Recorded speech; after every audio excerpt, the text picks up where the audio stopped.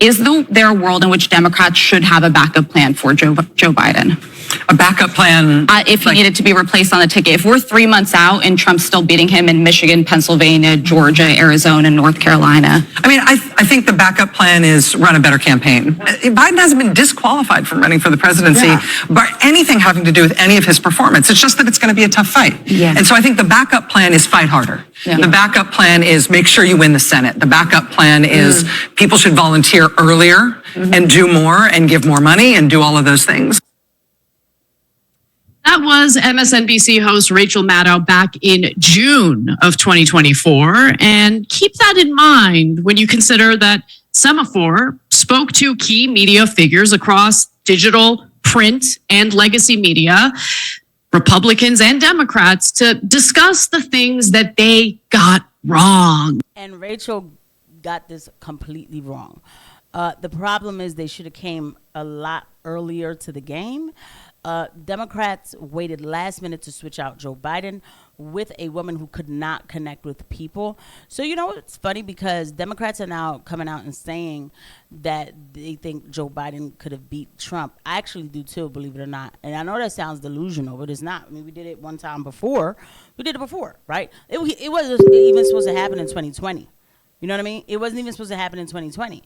So we allowed it to happen in 2020. So I don't see why they couldn't run him again in 2024, because running Kamala was a bad decision. It was a last minute bad decision. So they should have thought about that, right? Okay. But anyway, Ana Kasparian is going to demolish Rachel Maddow. Let's get into it. In 2024. And judging by that video you just watched, Rachel Maddow did get some things wrong. The question is, did she learn a damn thing about it? Well, rather than citing her real mistakes and terrible predictions, she actually ended up blaming her audience. So here's her statement to Semaphore. She said, "I thought people would be more unnerved by J.D. Vance, less the cat lady thing and more the Americans are going to have to get over the dictator phobia Mencius Moldbug thing." Now, if you're unfamiliar with Mencius Moldbug, that's a pseudonym for Curtis Yarvin, who Vance has followed for years. And Curtis Yarvin is someone who's against liberal democracy and is in favor of a monarchy, though he seems to have a tough time defending that position. Cenk Uygur actually interviewed him about it, and it was embarrassing if you ask me. But on October 1st, Gallup released the following poll comparing voter ratings between Tim Walz, who was the VP pick for Kamala Harris, and J.D. Vance.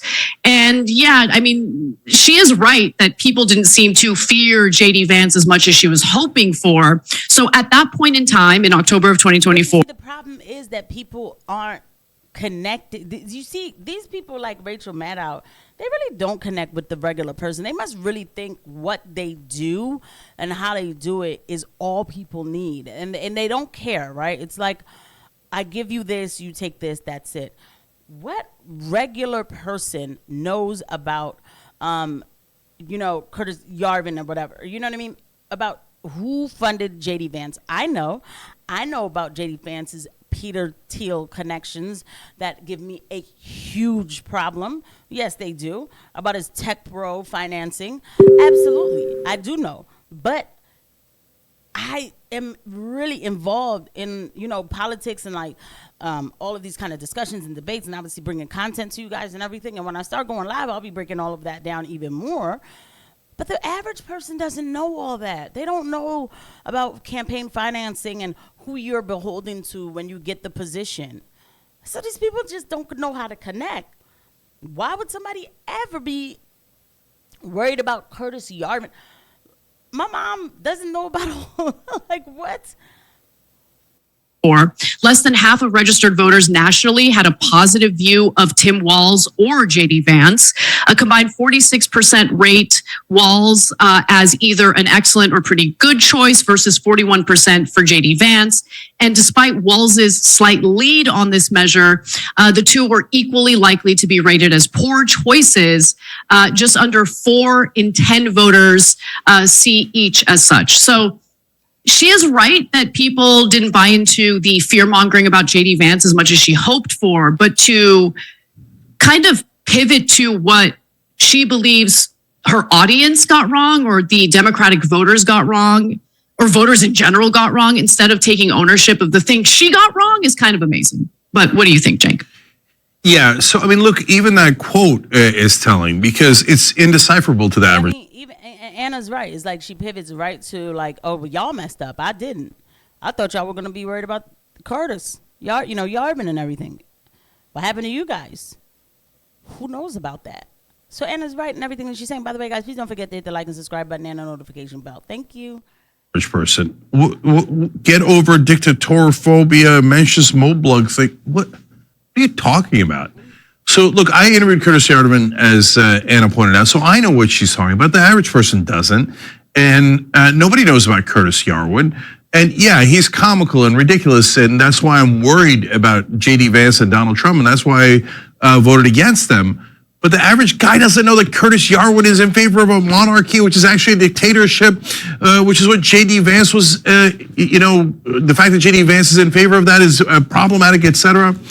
So one, out of touch with what actual human beings are going through. They're worried about gas prices and food prices. They're not worried about Mencius Moldbug, who they've never heard of. And secondly, and even more importantly, she's saying, damn it, the fearmongering didn't work. Yeah, totally. That's exactly right. I mean, it's amazing. That's funny. I didn't even think about that. That is what she's saying. That's what they try to do. The Democrats, like, I was to give you this, like, I feel like with Republicans, they just scratch the surface, but they never look deep within. Excuse me. They don't give you what's deep within. They know what's deep within, but they won't give it. They don't. They hold back. I didn't notice until, as more and more I'm getting into all this stuff, I'm finding this out. Democrats just try to scare you into everything, and it's like, bro, I don't operate like that. At least with Republicans, at the very least, I can just go find the information myself.